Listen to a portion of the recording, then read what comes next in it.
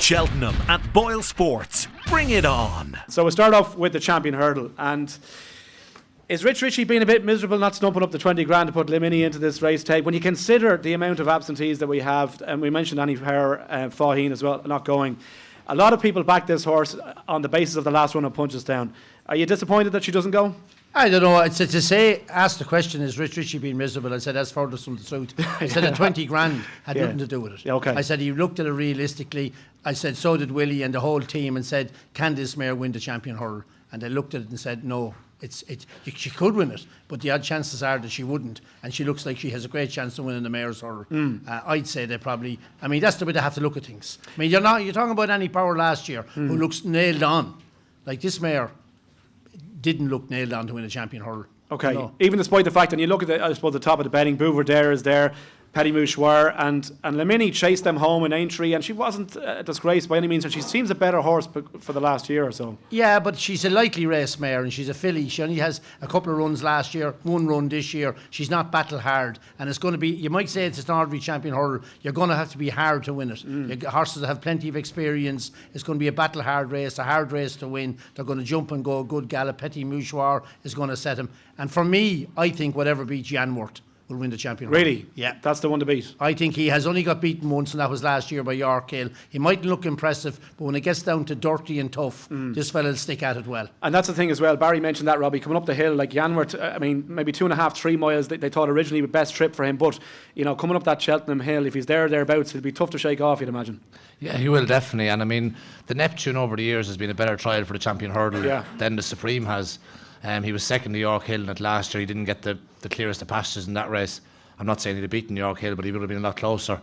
And at a preview the other night, and everyone was of the same opinion that he wins, and he wins ugly. But if it comes down to a battle, so he just does enough, in other words. Then. he just does what he has to do. He'd remind you a little bit of Hardy Eustace. Yeah. Does what he has to do, stays really well, and if it comes down to a battle between him and Petit Mouchoir, I'd rather be on Janworth. Really, and Joseph, like that seems to be. I mean, Bouverdare is up at the head of the betting as well. I think 9 to 2 shot at the moment, but there doesn't seem to be a huge amount of support for that. It seems to be Janworth and Petit Mouchoir kind of a head to head at the moment, unless you fancy something else. Yeah, I couldn't agree more with the lads. I think Janworth is a great chance. Tough horse, strong traveller. Comes off the bridle, he might be a bit lazy, but like the lads say, he always gets the job done. Petit Mouchoir is a front runner, and he likes racing, handling his races, and he's going to get taken on for the lead probably in Cheltenham, and that's going to make things tough for him. He is a very good horse, but that's not going to make things any easier for him. One that may be a bigger price, and that's been placed in the race a couple of times before, might enter yours at 20 to 1. Yeah. He'll be ridden to run well, and he'll probably have to be better than a few of his runs this year, but he could sneak a place again this year. Yeah, and finished second last year as well at a pretty big price on the basis it was his first run all season, and he got a pretty good gallop up that hill, just couldn't obviously catch Annie Power. It's a wide open race, Leon. I mean, like, it really is wide open, and the lads are leaning towards Janworth here as the one to beat. It's wide open, you say it's wide open, but definitely Janworth will start favourite. And he'll definitely start, I think, a short price favourite. I think the lads will get stuck into him on the day. Bouverdare, I mean, I can't see why he's so short in the betting. I'd be willing to take him on. I think Petit Mouchoir, as Joseph said, he'll probably get challenged for the lead. Brain Power is a horse that definitely intrigues me. They've been very, very bullish about him. He's very unexposed. I know David Mullins went over to ride him there at Kempton a couple of weeks ago before racing started, and he was very, very happy with the bit of work he did. And I just think in a year that there doesn't look to be a clear-cut winner. Janworth is the most probable winner because he's favourite. But I think Brain Power at 7 or 8 to 1 could be a decent each way bet. Ted, like, the question now is, what is Ruby going to ride? Vroom Vroom Mag is still in the race, right? But we also have Nichols Canyon is still there. Obviously, Wicklow Brave has been entered, a left in there as well, and Footpad for Willie Mullins. Is Nichols Canyon the standout choice for Ruby, if that's the choice? I don't know. I don't know if Nicholas Canyon is even going to run. I mean, they're all down there in this. This means absolutely nothing. Yeah. I mean, they mightn't even run. Yeah. I mean, you wouldn't. Well, a fella haven't. Other than you know Janworth is going to run and Bouverdare is going to run. But after that, you're picking at straws in the sky. I wouldn't pick anything else after that. Like, I mean, we're here on Tuesday night or Wednesday night, 5 or 6 days before the race. I mean, no one is that hard up for a bet. They have to bet something that they mightn't even listen run. Here, look at these lads here. Yeah, but they're not hard up to bet something that's not going to run. Yeah. I'd be making If sure. they bet something that's not going to run, you get your money back anyway. We're on that since the 21st of February. So it doesn't matter if you back a horse that doesn't run, you get your dough back. I think what lads are looking here for, Ted, is a bit of value. I would say Wicklow Brave at 33 to 1. Yeah. If you go back in with each way at 33 to 1, because supposing Willie's horses don't run and Ruby rides. Say Wicklow, Vroom Mag goes out and the Mighty Heroes goes for the stairs. And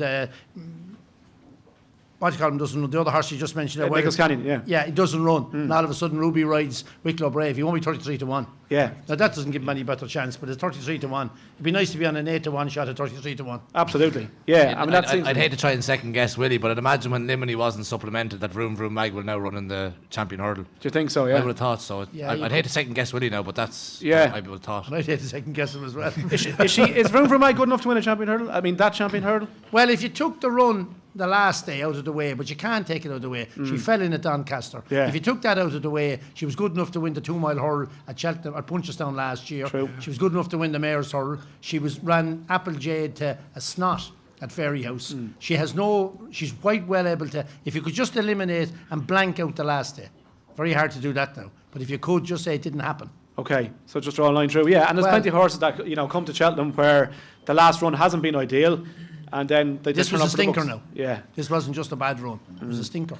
it'll be interesting to see what he leaves in, what Willie leaves in, Robbie. Like, I mean, Footpad is there. It chased home Petit Mouchoir the last time, and I suppose it was eye-catching doing that, but Petit Mouchoir was really kind of slowing up coming to that line as well. Yeah, Footpad was ridden to run well that day, and he did run well. Could he be placed in the champion hurdle? If he's ridden to run well, he could pick up the pieces and maybe finish 4th or 5th. I think that's the best he could hope for. But as I say, just with Limini not being supplemented, I'd imagine Vroom Vroom Mag is given the right signs, and she will probably run here. He won't run Limini and Vroom Vroom Mag in the Mayor's hurdle anyway, so Okay, all right. it'd be my opinion that she might go here. Okay, so the general consensus seems to be that Yanworth obviously is the horse to beat. BoyleSports will give you money back if your horse finished 2nd or 3rd to the SP favourite, or if your horse falls at the first or last jump on every race at Cheltenham. Plus, bet €10 with BoyleSports today and get €30 in free bets. Cheltenham at BoyleSports. Bring it on.